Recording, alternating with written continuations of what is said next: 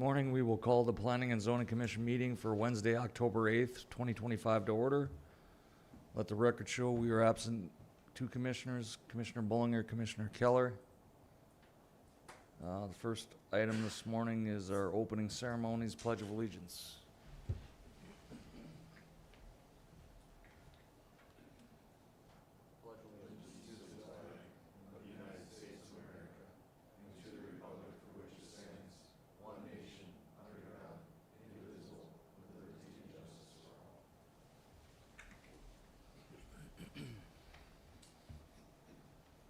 First item this morning is our order of business. Commissioners, excuse me, Mr. Solacek, is there any changes to our order of business? Good morning, Mr. Chairman. There are no changes to the order of business. Okay, Commissioners, I'd look for a motion to approve the order of business as presented. So moved. Second. We have a first and a second. Any further discussion? Hearing none, all in favor, say aye. Aye. Opposed, same sign. That motion carries. Item 2 this morning is our minutes of the September 10th, 2025 meeting. Is there any corrections or additions to those minutes? If not, I'd look for a motion to approve. I'll make that motion. I'll second. We have a motion and a second. Is there any further discussion? Hearing none, all in favor say aye. Aye. Opposed, same sign. That motion carries. We'll move into our regular agenda items this morning. Our first item is a final major plat, FLP-009 2025. This is to consider a major subdivision plat for the Stockarts third subdivision, being a replat of lots 1 through 3 of Block 2, the Stockarts first subdivision, and Lot 1 of Block 1, the Stockarts second subdivision, located in the west half of Section 22, Township 139 North, Range 96 West, into the City of Dickinson's ETZ. The site consists of approximately 8.27 acres. Good morning, Ms. Burchak. Good morning, Commissioners. Natalie Burchak, City Planner.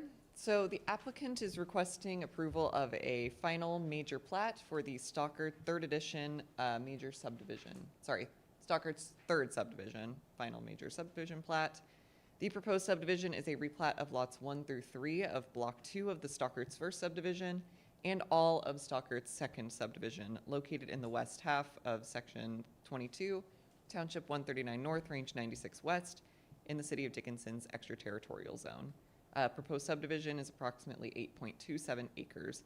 According to the applicant, the purpose of this proposed subdivision is to combine the existing commercial lots in order to construct an additional commercial building. A public hearing on the major preliminary plat for Stockart's third was held at the August 13th Planning and Zoning Commission meeting. Both Planning and Zoning Commission and city staff recommended approval without conditions. And the associated Stockart first rezone, listed as REZ-006-2025, was previously heard at the September 10th Planning and Zoning Commission meeting, and the commission voted to recommend approval of REZ-006-2025. As of now, staff has not received any public comments regarding this subdivision. The applicant should be here to answer any questions that you guys might have, and community development staff would recommend approval of this subdivision contingent on approval of REZ-006-2025. Okay, thank you, Ms. Burchak. Any questions for staff? All right. Does the applicant have a representative? No comments? Okay. At that time, then, we will open the public hearing regarding this final major plat. If there's anybody in the public or online at 701-456-7006 that would like to make any comments regarding this final major plat application, please come to the podium.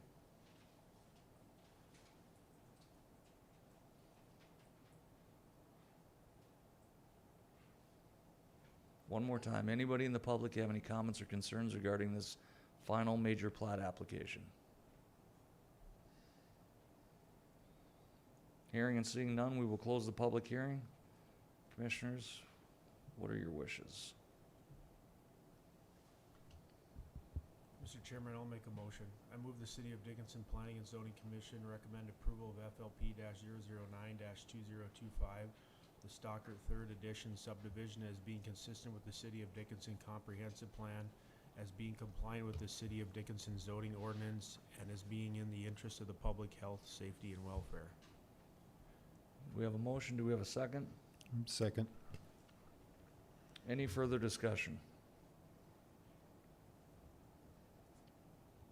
Hearing none, we will vote. All in favor, say aye.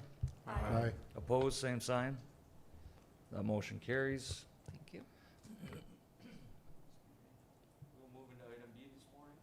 We will move into item B this morning.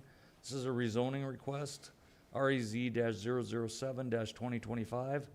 This is to consider a zoning map amendment from low-density residential R1 to medium-density residential R2 for lots 32 through 36 of Block 1 of the Heart River 4th Edition subdivision, located in the southeast quarter of the southeast quarter of Section 9, Township 139 North, Range 96 West, in the city of Dickinson, excuse me. The site consists of approximately 1.13 acres. Ms. Burchak. Thank you, Commissioners. Natalie Burchak, City Planner. So the applicants are requesting the approval of a zoning map amendment from low-density residential, or R1, to medium-density residential, or R2, for lots 32 through 36 of Block 1 of the Heart River 4th subdivision located within the city of Dickinson. So the purpose of this rezoning is to allow for the construction of four-unit multifamily residential buildings prior to the replatting of lots 34, 35, and 36 into 2 lots to better configure those 4 buildings. As of now, city staff has received public comments. There was a letter submitted by Wayne and Mary Edsaro, I believe 2 days ago, that should have been sent off to the commissioners, questioning whether it was necessary to add this much traffic into the area, as well as the use of any cold storage. City staff would like to add that the applicant would not be able to construct any cold storages for the primary use of commercial. It would only be able to be cold storage that serves the apartment complex that would be on that site. And additionally, those would not be able to be constructed without an apartment or some kind of residence being built first. Additionally, city staff, once as part of the subdivision process, would be looking towards the developer to set up a development agreement for the extension of 2nd Avenue Southwest to go south to provide access for those lots. The applicant should be here to answer any questions that you guys might have, and community development staff would recommend approval of this rezoning request. Would that extension be a private street, or? No, it would be public right of way. It would be a public street? Yes. I just see it says private on here. Yeah, it's been dedicated. It's publicly owned, so it would be developed as a public street. It would only extend, though, to the south end of those lots that are being rezoned. It wouldn't extend all the way down. So the Quonsets would not be part of that? No, the Okay, no, the Quonsets are not going to be affected at all. Looks like they're in the right of way, correct. so bowl them over, so.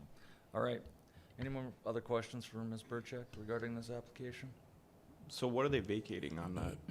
They have a vacation letter for it? So there's an easement that you'll see in between lots 34, 35, and 36 on just those north 3 lots. They're looking to vacate that easement so that they can reconfigure those lot lines to just have one line going south, and they'll be able to kind of build along that lot line without any easement restrictions.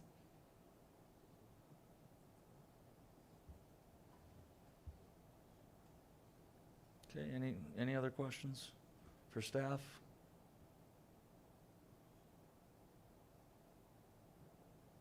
All right, did the applicant want to make any comments regarding this application? They can come forward.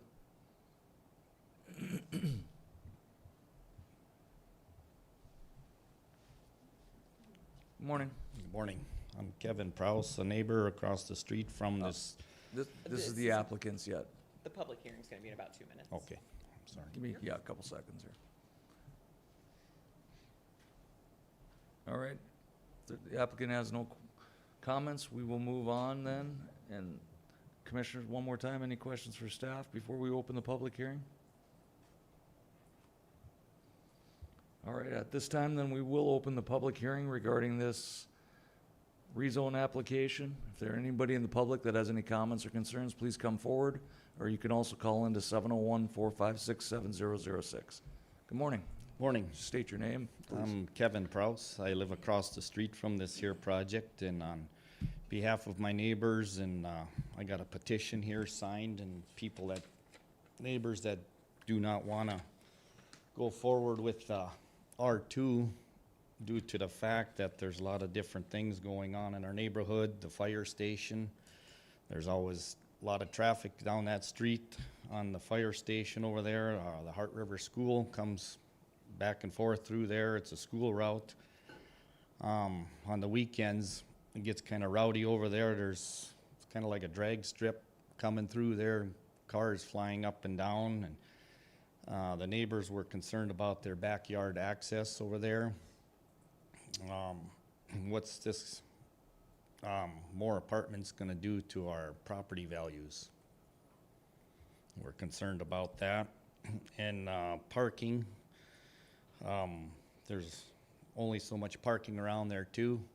And 15 years ago, Clint Time tried to change this from a R1 to a R2, and it did not pass. So all the neighbors voted it down, and there was concerns about it and stuff, so.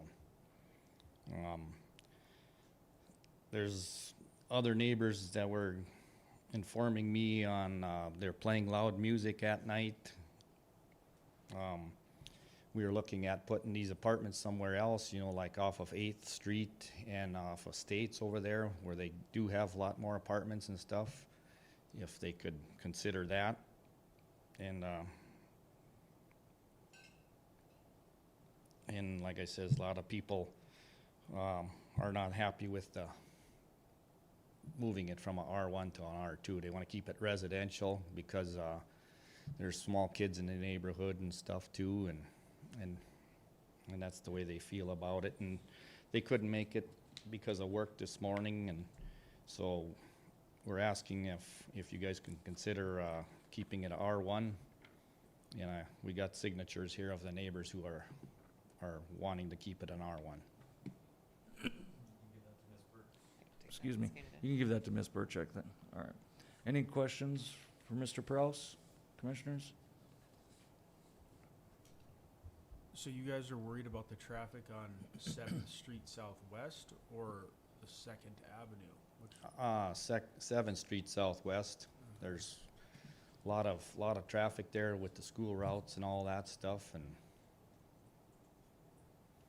and then there's a fire meeting usually once a week over at the fire hall there at the rural fire department, and there's so many cars, and it's always congested there, and there's a hard time getting out of my driveway in the morning when the school route comes back and forth to school, and this here would congest more, you know. You understand that they would put a street in that they wouldn't be directly accessing 7th from the apartments, right? Right, but those apartments, I mean, those Quonsets down to the south, they're all grandfathered in on that road, so they still gotta access 7th Street to get into their position where they wanna go. And you made one other comment regarding access to people's backyards. I'm not sure I understand. what that- The people who live on the east side of that lot, they got garages and stuff back there. And Well- they can't get to their garage because they were talking about closing that road off. When Mary had talked to her the other day. Well, you can't have the expectation of crossing somebody else's land to access your garage. I mean, if they own the land, it'd be different, but, I mean, something could get built there. Even if they left it R1, they would lose access to the R1 would garage. be fine if they go with residential homes, yes. We have no problem with that. But but when you're you'd gonna have, still lose access to that, To the to garages. the garages you're referring to. Regardless, that's a private lot that's gonna be losing access if anything's built. Oops. there's enough apartments over there the way it is, and we see what goes on. Would you guys want it in front of your house, apartment house complex like that? Lower the value of your homes? And then I says, you know, these guys, they work all week, and they wanna party a little bit on the weekends, and that's exactly what they do. It gets wound up, and then it starts to be a drag strip over there, and we call the police, and they don't do much about it, so. Okay. Any other questions for Mr. Prouse? All right, thank you. Thank you. Anyone else in the public would have any comments or concerns?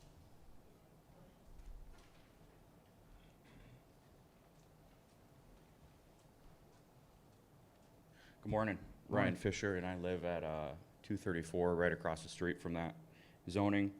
I do have the letter from Wayne and Mary, if you would like me to read it. We did get it in our packet this morning, so. Okay. Second everything Kevin said. I have two young kids, a 2-year-old and a 4-year-old. We probably see 15 to 20 kids walking every morning. He's not lying about the drag strip. It is truly crazy how fast people drive. I've called the police department, asked them to put speed zone sign in front of my house.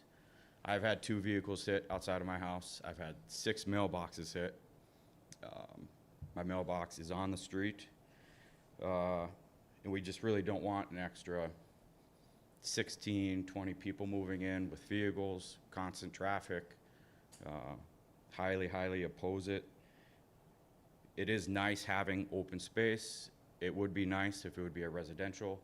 There are a lot of apartment complexes down south already, and just completely get more congested.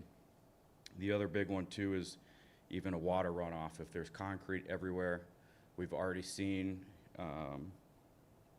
the culvert on 8th Street Southwest down by the school. We did get a lot of water this year, but it was constantly overfilling.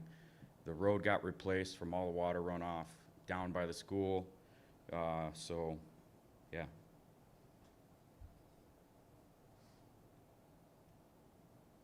Okay, any questions? Commissioners?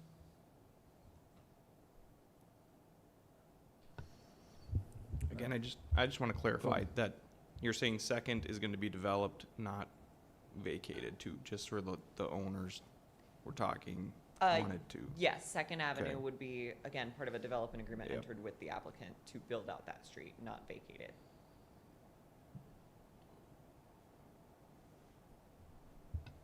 You would just stop at the Yeah. Quonsets, because Yeah. they're. But they were obviously- worried about access in their backyard there, and I was saying And it's it's developed. private again, right? Private road? It's probably, No, it would No, be a it'd public road. It would. Yeah, it would, So, So curb gutter. yes, curb, gutter, storm, sanitary, all that. All right, any other questions for? All right, thank you. If there, anyone else in the public that has any comments or concerns, please come forward.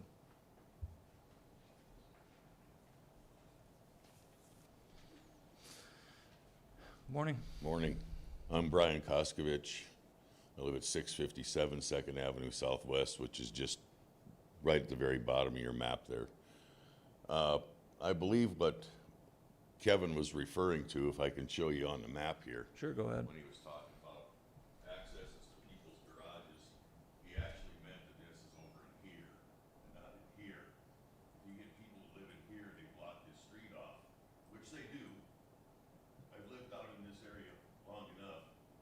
In the summertime, you're gonna have campers, boats, et cetera, all parked along in here, along the street, to where you hardly have to get any access to get into where their garages are here. I understand that. But I wanted to make that point to you guys, that unless this street's gonna go all the way through, clear down here to 8th, we're gonna have an issue with traffic coming in, and then they're gonna have to circle and go back out.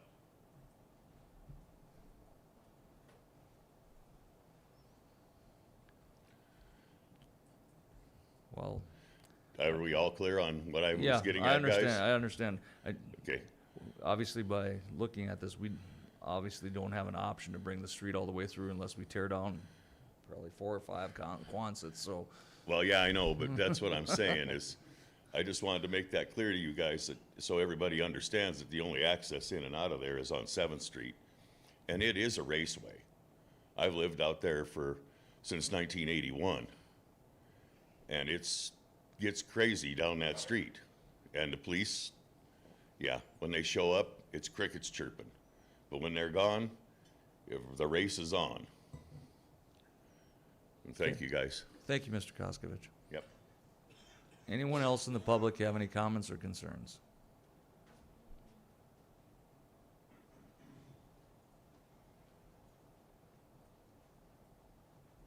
Good morning. Good morning. My name is Presley Krebs. I'm here with my husband today. We actually just moved into the lot that's labeled 716. We've lived there for about 2 months now. Okay? When we bought the house, we were told that that dirt road section is Second Ave, that it was a public drive. We actually have a garage in the back of our lot, just a single car garage, that we have no access to the front. Unless we were to remove a storm drain or like 30 years worth of landscaping, there's just no access from the front. When we bought the house, we had intention of putting another shop, per se, in the back. But these other gentlemen are correct. It is definitely a drag strip. In the 2 months that I've lived there, I've already seen one accident between people going about 90 in between one stop sign and the next. There's also a lot of foot traffic in the back there between wind construction and schools and whatnot, between children, workers that work there. We would definitely be opposed to the switch from R1 to R2 just for those reasons, because we lose a lot of access and a lot of privacy in that lot there. Okay. You are correct that that is Second Ave, so it is a plat. It's just not developed. So you wouldn't lose access to your backyard because it would be a stay developed platted street. So Yeah, I would also like to add, and I had this discussion with Mary when she came to talk with me. When that development agreement is entered for developing that road, I would be kind of on the, since those lots already have access in the front, it would be up to the applicant to work with the developer to try and make sure that there is some access point put into Second Avenue for wherever, if you've got a garage, just kind of working with the developer on where to put any kind of approach and how to actually maintain access on there. So I do have a couple of concerns about that as well, because I actually never received a zoning letter. Like, I learned about this meeting yesterday, as well as the rezoning the day before. well, it should have been mailed to anybody within 300 feet. So, I mean, but barring the mail, the post office not getting it to you somehow, but it should have went to everybody within 300 feet of this lot. So, all right. And any other questions for Ms. Krebs before? All right. Thank you so much. Anyone else in the public have any comments or concerns regarding this application?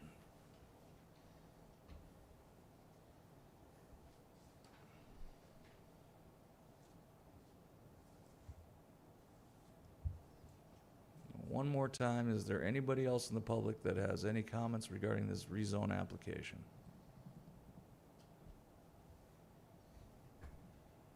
Okay, we will close the public hearing. Did the applicant want to make any comments regarding public comments?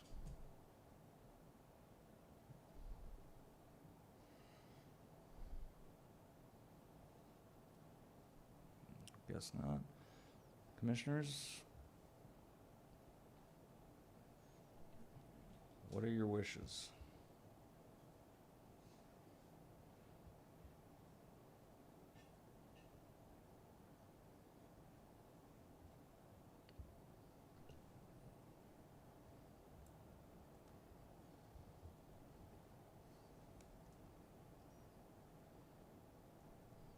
I guess I would say I would have a hard time for approval when we have pretty much every surrounding house owner here that's opposed to this. I'm assuming the city had this zoned as R1 on purpose at one point. I guess to change it for a special reason maybe wouldn't make sense. Do you have any record showing that this was proposed 15 years ago? I think Mr. Prowse had mentioned. We had not had any information about that. We didn't look into that prior to this meeting, but we could certainly look into that, what we've got on record. Thank you. Mary had all the stuff from last time, but they had to leave town, so she couldn't make it today. She had all the information on that.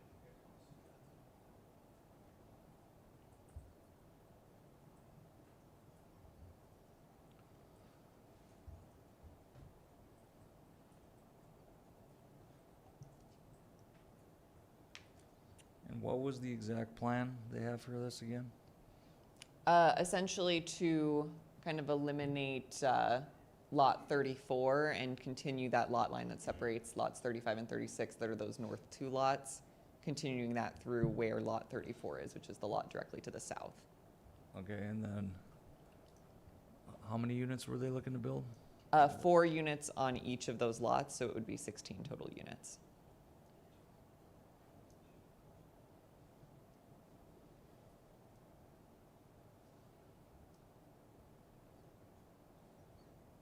And the lot sizes would accommodate the minimum lot size, it would meet the minimum lot size requirement? Yes, they would. With required parking then as well as on each lot? They would be required to provide the adequate parking. We didn't get any kind of specified layout for each of the lots, but it would be on the developer to provide adequate parking. I mean, do yes. we know what that requirement is off the top of our heads? It would depend on the It's a four, units, on whether or not it's a 1-bed or 2-bed, kind of changes the requirements of it. But for the most part, ranging from 6 to 8 off-street parking. And that's per lot.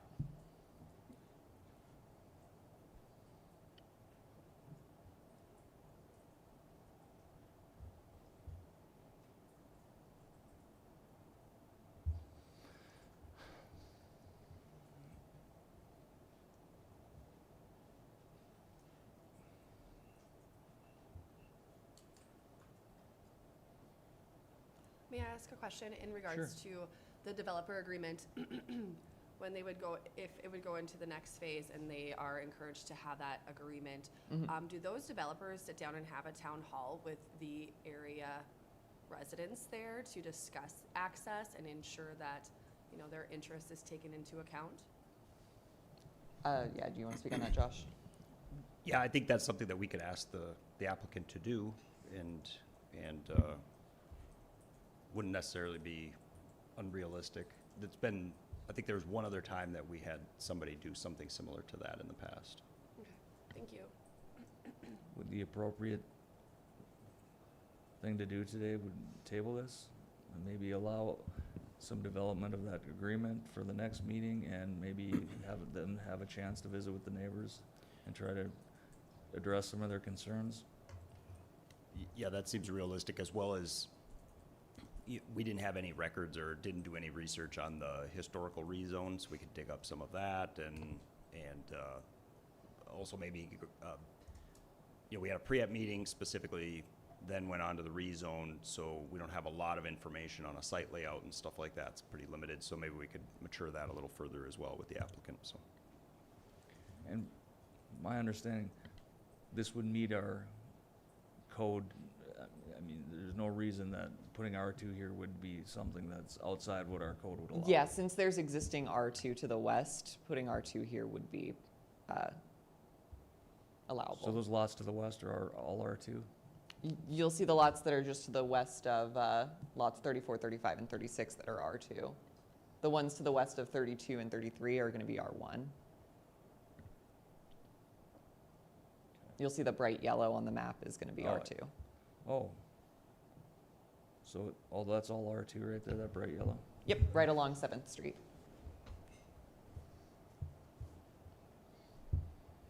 So it isn't just a spot zone of R2 in the middle of No, nowhere? there is connecting and adjacent R2. Okay, that, That clears up a lot. I wasn't aware of that either, okay.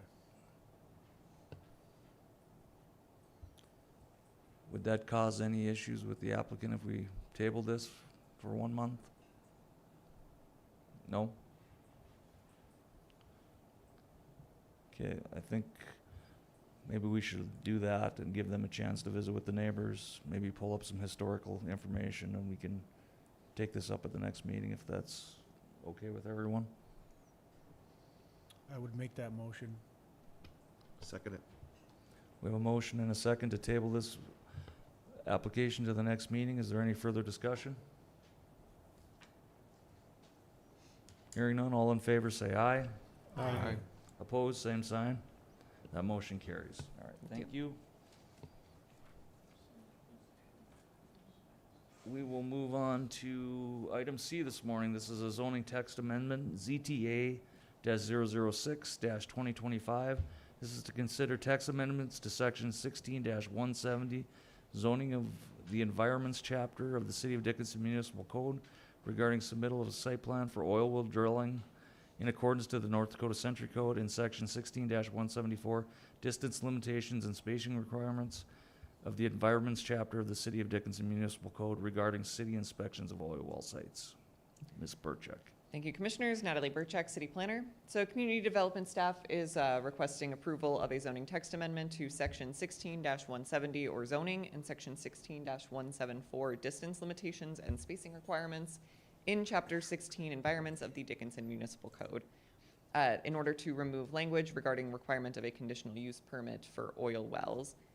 The intention behind this amendment is to align the Dickinson Municipal Code with the North Dakota Century Code requirements regarding permitting oil wells in the city. This is a follow-up to ZTA-005-2025, which was heard at the previous Planning and Zoning Commission meeting, which removed the requirement for conditional use permits and replaced them with a public hearing in front of City Commission prior to the issuance of a permit by the North Dakota Industrial Commission, as cities do not have the authority to permit or deny oil wells. It all goes through the Industrial Commission. So this is changing language that's in section 16-170 zoning to remove that mention of a conditional use permit and instead state agricultural and general industrial zoning districts allow for these uses after approval from the North Dakota Industrial Commission. And then section 16-174 again has minor changes to remove that mention of a conditional use permit and instead mention the North Dakota Industrial Commission. As of now, staff has not received any public comments regarding this zoning text amendment. I'm here to answer any questions that you might have, and staff would recommend approval of this zoning text amendment. Okay. Commissioners, any questions for Ms. Burchak? I think it's just some cleanup language in our ordinances, since we can't really dictate what to do anyway, so. All right. If there's no questions, I will open the public hearing regarding this zoning text amendment. If there's anybody in the public that has any comments or concerns regarding this amendment to our ordinances regarding oil well drilling, please come forward, or you can call into 701-456-7006.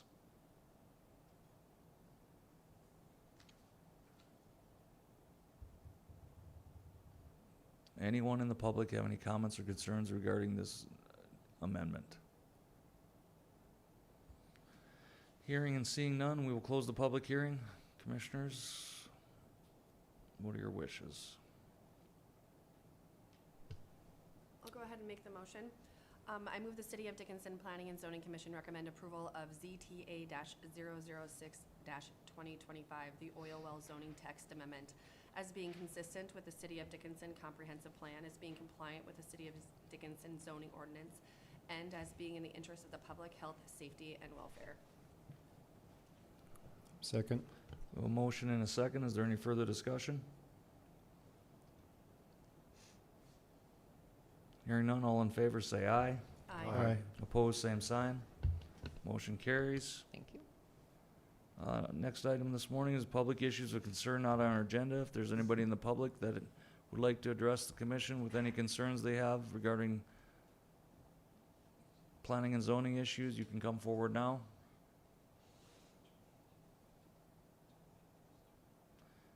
Anyone in the public have any issues of concern they'd like to address with the commission? Mr. Chairman, we had nobody sign up with our online application for any public comments, so. All right, then we will close this section of our, We, Sylvia and I were just talking, we'll probably change something on the text on the next meeting, so. Okay. Well, on the I slide. forgot we'd be doing the sign up just like the city commission now, so, okay. Okay, thank you. All right, we will close that item. And then number 5, commissioners, there's any items on the agenda that you'd like to address? This would be your time. All right, I don't see anything, so we will close that section of our agenda. And then we have our work session item, short-term rental proposal.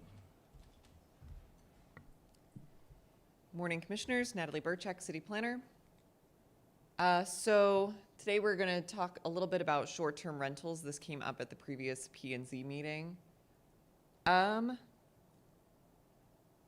like we're missing a couple slides, but the background behind why we're holding this discussion is city staff has received numerous calls from residents looking to set up short-term rental uses in their homes. We've had a total of 4 phone calls that have been received by particularly myself, with one resident that came in front of both city staff and the Planning and Zoning Commission for both the pre-application meeting and just to speak during the public comment section. As of now, the municipal code does not have a defined short-term rental use. And according to section 62-7, prohibited land uses that are not described or defined in chapter 62 are considered prohibited. So unless it would fall under bed and breakfast or lodging, it would theoretically not be a prohibited, or it would not be a permitted use anywhere in the city.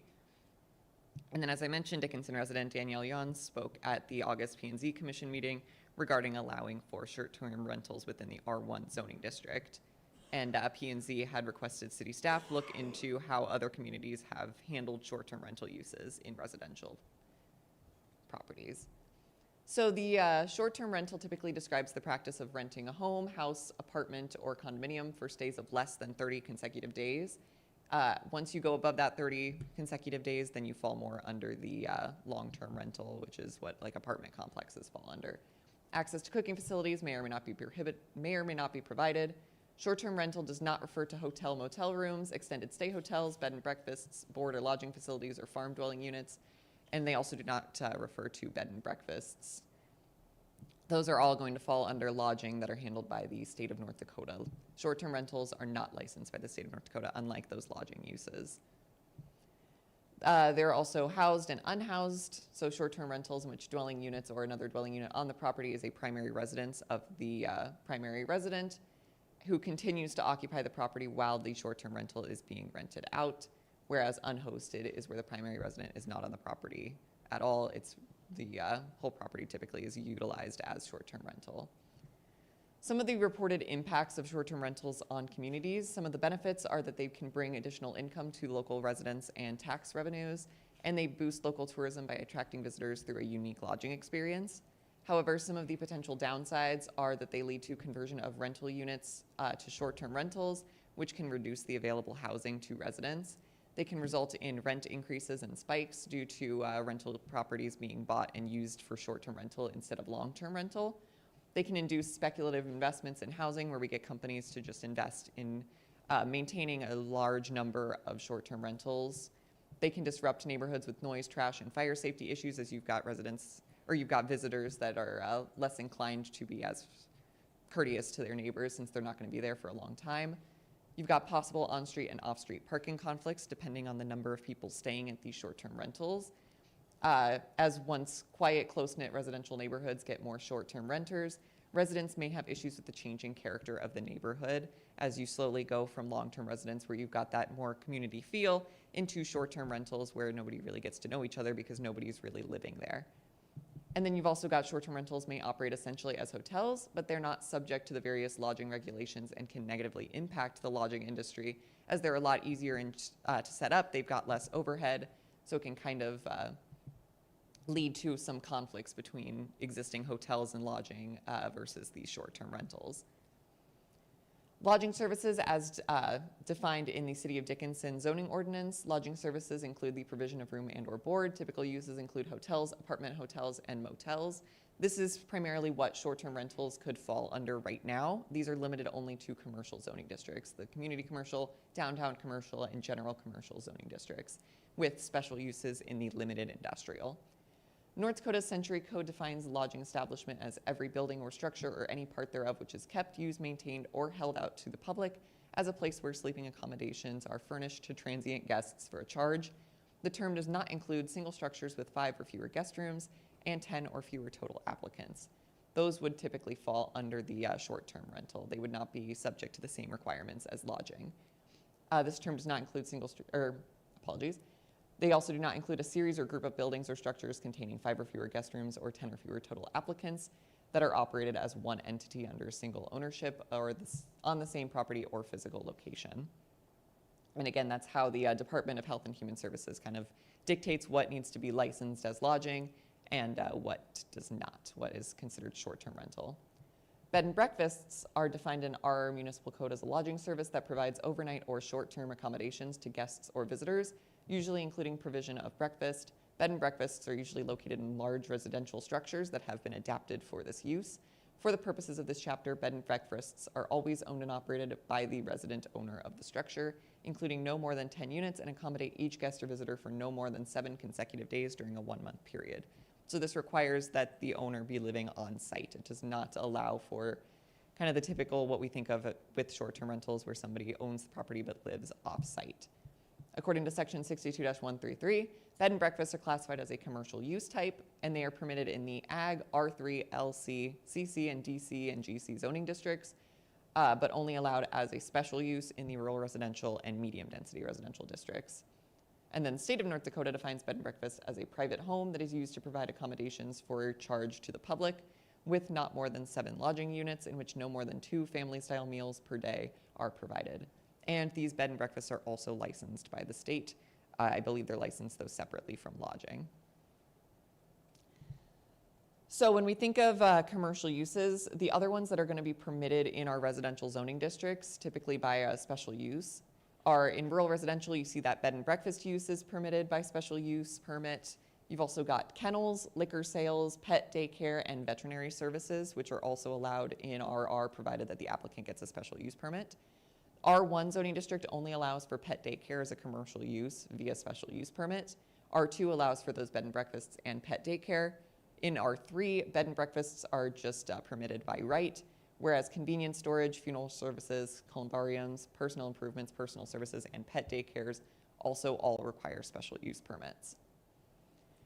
We've included a long list of different cities that have their own short-term rental zoning requirements.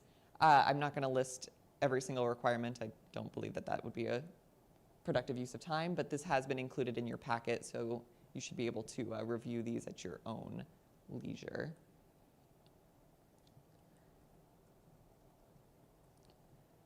Some of the main points, though, particularly with Rapid City, they've gotten to a point where they needed to work or kind of set up a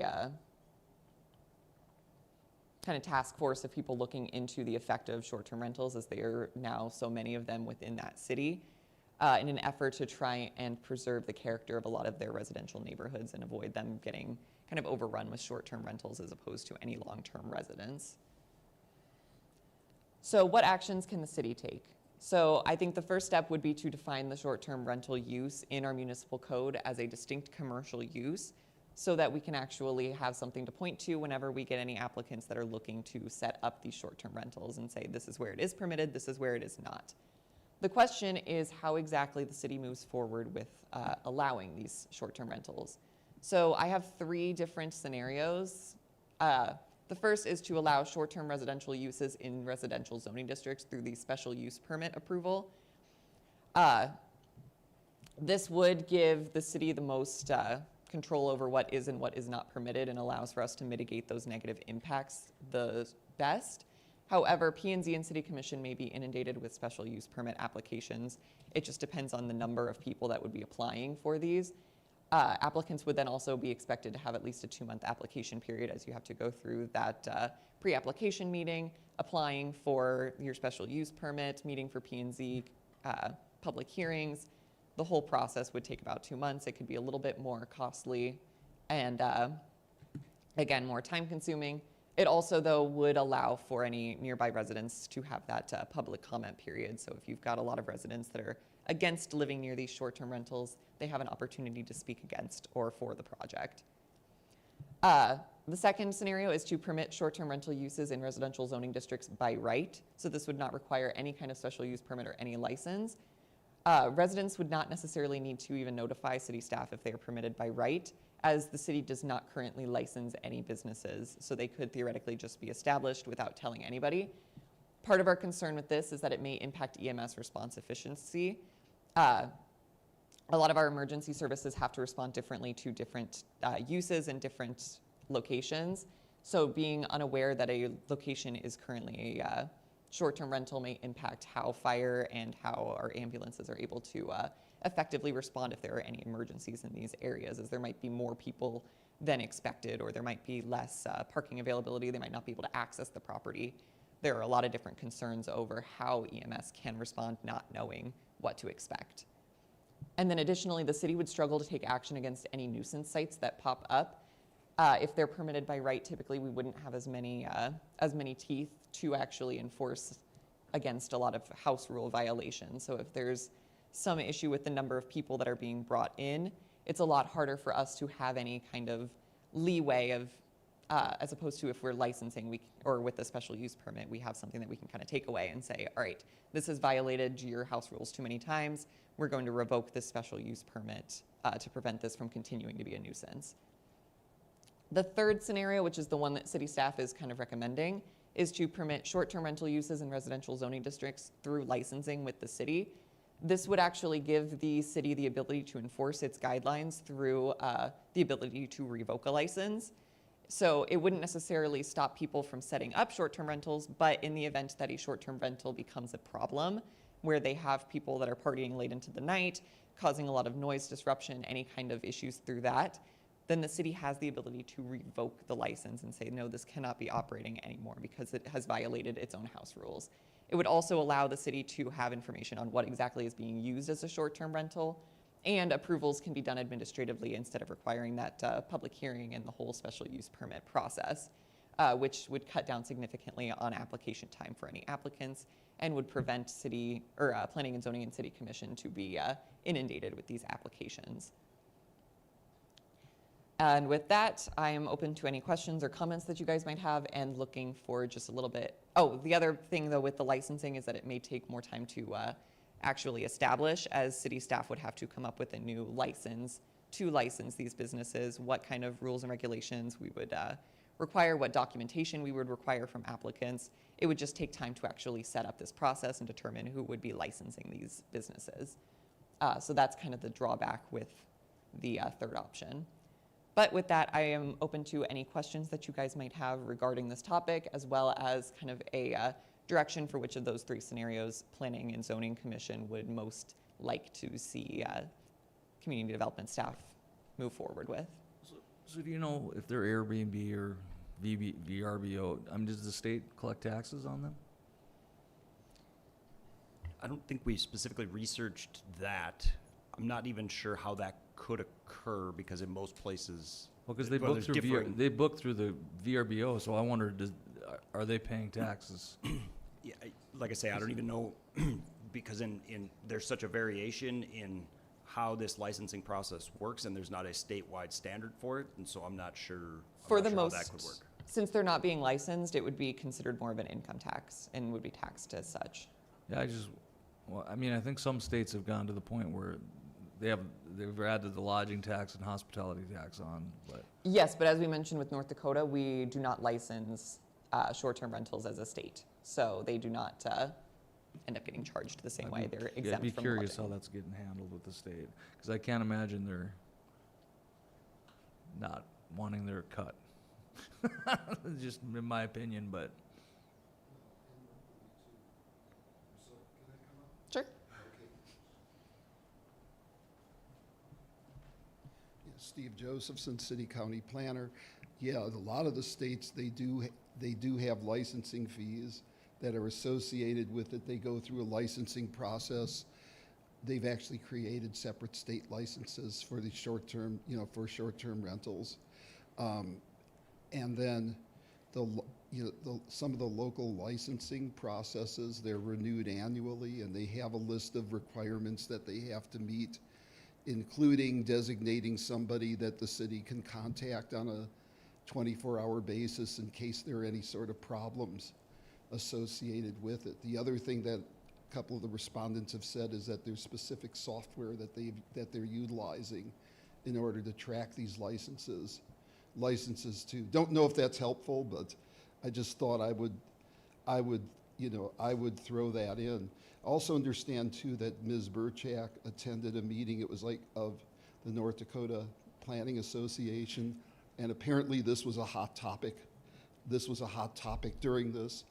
Bismarck and Watford City are in the process of amending their zoning ordinances in order to address this, and I think some of the other cities had concerns too.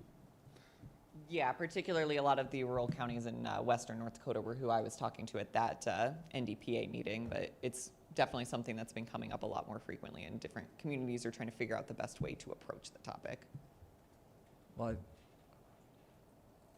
I guess we have to decide what residential uses, I mean, are you guys, it would be more R1 and R2? I mean, do we really want VRBOs and Airbnbs in R3 apartment buildings where somebody just has an apartment building they own and? Yeah, city staff would be more in support of requiring that these be primary use, or single-family residential So buildings, not a lot of like the renter apartment buildings or anything like that. So not a twin home or a duplex, just, Yeah, it would be just a more what- single-family residence. Yeah, it would be more what we would be pushing And then would for. we allow an ADU to be used as a, So as of right now, our municipal code does not allow ADUs to be short-term. They have to be rented for longer than 28 days, and we would look to continue that. So ADUs could be used by the primary resident of the property if they're wanting to continue living on the property, but it would not be able to be rented out for short-term. all right, I'm good with that. I guess for me, the licensing thing to me, or, it would just be nice if we had a simple application so we know where they're at, who's a responsible party if there's a problem. If somebody's not mowing the grass, shoveling the snow, we get a loud party complaint. I mean, as simple as possible until this gets to be, unless it starts to get out of control, then maybe we have to get stricter, but that'd be my opinion, so. And, sorry. Go ahead. Point of interest here, when you do commit to an Airbnb or a VRBO, they have their own rules of the house as far as quiet hours that are implemented. So they actually already have that outlined when you're committing to that contract or that stay there. So, there's another layer as far as rule and regulation that they have to abide by. Yeah, and city staff would look to also get a copy of those house rules, whatever is established, so that we have a little bit of a clearer line of what's a violation and what isn't. Yeah, I think they have basic rules, and then whoever owns them can add to the house rules what they Yeah. want, but. To piggyback onto that, our intent was, at this point, I'm not even aware of any concerns, or people have not brought it to our attention that they are worried about this at this moment. The concern is that there's been a number of other cities that have had fairly significant issues along these lines. And so we figured to get ahead of it, we put in something to where we have a little bit of teeth with some kind of a licensing or something simple along those lines. If it becomes a greater issue, we could always, escalate this to a special use permit or something like that. But ultimately, having something in the municipal code, making sure that it's noted as an allowable use, so that we're not ultimately turning a blind eye to something that's we know is occurring, but yet not enforcing it. And those were our thought processes when we started digging into this topic. Yeah, So. and I agree with that. Like I said, I think we start off simple with an application process, I don't know, $100 or something, or $50, I don't know, whatever you guys think. And then at least we get the information of who owns the house, if there's problems, they're not shoveling the snow, or if there's cars parked all over the street. We have somebody to call. We're not guessing, Yeah, that's kind of the intention of that third scenario of the licensing, Yeah. is just so the city knows what's going on. Yeah, I agree with that. Rest of you guys have any other comments? I was gonna say, it seems like a lot of the towns that have issues are cities that have a lot of tourism too. And so Rapid City, Bozeman, a lot of those guys, it's tourism that's pushing, the issues. And so I don't see as many issues here. Yeah, at least from city perspective, I know there've been kind of a range of what's predicted with particularly that Theodore Roosevelt Presidential Library, and whether that'll bring tourism, even just for 4th of July, with a lot of people looking to rent out their homes. So this kind of gives us an ability to regulate that before it happens. And then, did you want to add something? I think one of the concerns too is whether or not the city wishes to permit both hosted and unhosted short-term rentals. I know in Bozeman, they used to allow, unhosted, I think it was Bozeman, they used to allow unhosted short-term rentals, and they prohibited those. So the ones that are already licensed, You know, those are continuing in, they're not allowing any new unhosted ones. So that, I think any, you know, proposed ordinance is going, should consider, that's gonna be a point of consideration. Okay. So kind of going back to, I guess, what originally triggered this additional work session with the applicants was something given to them in regards to their application so they could submit and proceed, like a partial or something supplementary? Since our municipal code realistically does not permit them in any form, since it's not an actual definition, aside from lodging, which would be outside of their zoning district, it was kind of told to them that they would not be able to permit this unless something changed in our municipal code. So this change would be what would kind of allow something like that to occur. If that. And just to add, the county has, I know I've received one inquiry as to whether or not Stark County allows short-term rentals, which the county does, it's not mentioned in the county zoning ordinance. What, I think a couple meetings ago, we had the one couple that wanted to turn one of their houses into an Airbnb. And Yes. Airbnb was telling them they had to notify the city, you know, as part of their application. Well, what's interesting is if you go in and read the Airbnb stuff, and they'll say you need to check with the city and make sure that this is permitted. So Yeah. I'm not gonna make any more comment than that. All I know is that in Rapid City, where they went through this whole process, where they figure what they have between 300 and 900 Airbnbs, the current zoning code does Yeah. not allow them, and yet these companies are asking people to, you know, Yeah. so I'm not gonna speculate as to, you know, I'm not gonna speculate on anything about this, but, Right. you know, clearly, you know, for a place like Rapid, which is a host, you know, sees a lot of tourism, it's gotten to the point where they feel they have to take action. Yeah. I mean, I have my concerns. I don't want to see large investment groups coming in, buying 10 houses and Yeah. using them as Airbnbs in town. I mean, we have housing shortages now already at this point, you know, our housing market is tight already. I mean, we That start was- taking a bunch of stuff off the market, that's not a good deal either. Yeah, so. that was another question of whether or not we wanted to have some kind of limitation to the number of licenses that an individual or a company can have for these I short-term think we should rentals. look at Yeah, keeping it to maybe 2 or something. Yeah, one of the discussions I had with Natalie was when I first came here in 2012, I'm evoking some bad memories during the boom, when a lot of the oil service companies bought up houses, single-family houses, and they were keeping like 10 people, you know, keeping 10 people in there. I mean, when the boom subsided, you know, they put those houses back on the market. It's not quite the same effect, but you're gonna get some similar impacts. Yeah. Well, there was a lot of that going on during, from 2011 to 2019-ish, because, I mean, until you could find more permanent housing, there was a lot of short-term. Yeah, we're kind of trying to avoid that happening again in Yeah, the future. when I came here in 2012, rents were like sky high. I mean, they were rumors of people renting closet spaces. Yeah. Yeah. Does it bring up an issue taxing-wise, like primary residency versus, you know, Well, if I move out of my house and move to Rapid City, but keep my house, and do I get primary residence, you know? I would say no, because you're not living here anymore. What were the Depends on other where the cities mill looking at when you were talking to like Watford and stuff like that? Were they looking at licensing as well? Yeah, they were kind of trying to find a middle ground between special use permits and licensing. A lot of them were moving forward with special uses, which again, I don't think is quite fitting enough for Dickinson. We've got a little bit of a larger population than some of those cities. So again, we could be kind of inundated with these applications as opposed to a smaller community that might only see like 5 or 6 every now and then. Yeah. Just to kind of circle back in regards to the limitation of permits, I do think that it's important that somehow ownership is identified in those holding companies, because sometimes you have one owner that has an interest in several companies, therefore they may be getting 6 permits somehow. So I do think it's important that we kind of hone in on the ownership of those entities. Yeah, that was a consideration. We were trying to kind of determine the best way to address if you have a corporation where somebody can just kind of register a bunch of different corporations and get a bunch of licenses. yeah, we'll look into that though a little bit more on how exactly to best address that. All right.